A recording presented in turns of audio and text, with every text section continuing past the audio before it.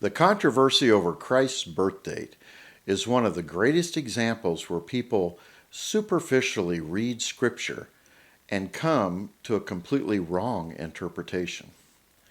This occurs frequently when people don't consider biblical translations, the meanings of words, cultural, political practices, as well as spiritual foundations.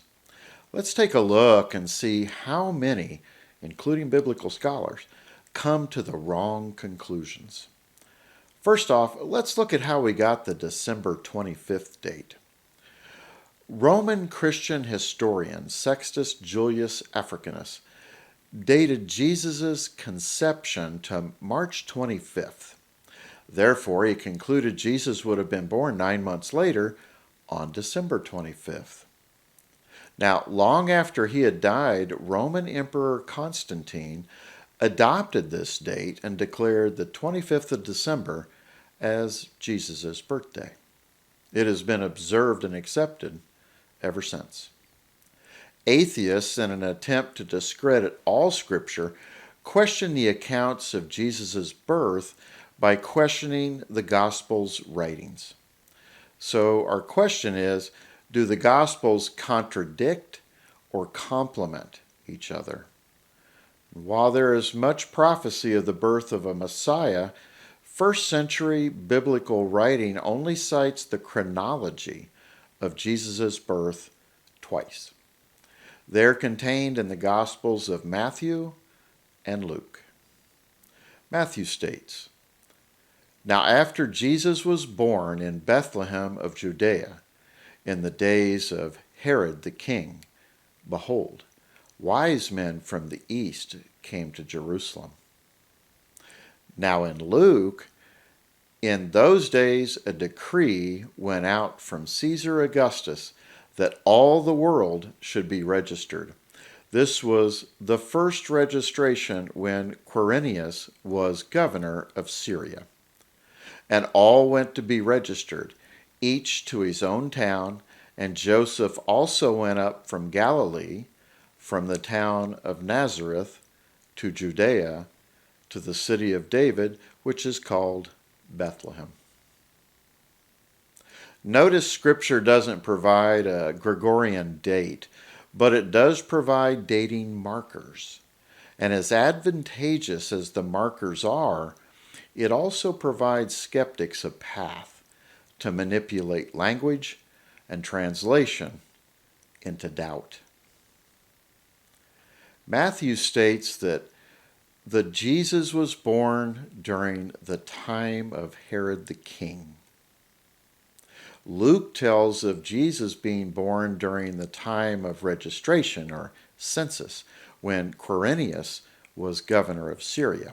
And while these appear to be two good markers of time at first glance, they provide for perceived inconsistency between the Gospels. The inconsistency is that King Herod died in 4 BC, while Quirinius undertook a census of Judea in AD 6 through 8. That is a gap of 8 to 10 years with no overlap.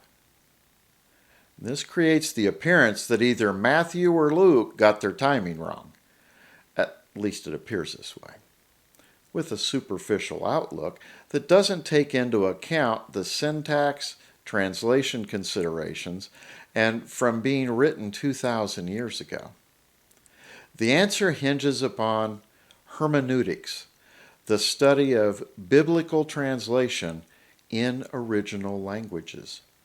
2nd century Christian apologist Tertullian provided an account of Jesus' birth when Saturnius, not Quirinius, was governor of Syria in 8 to 6 BC. This agrees with Matthew's claim of Jesus being born when Herod was king.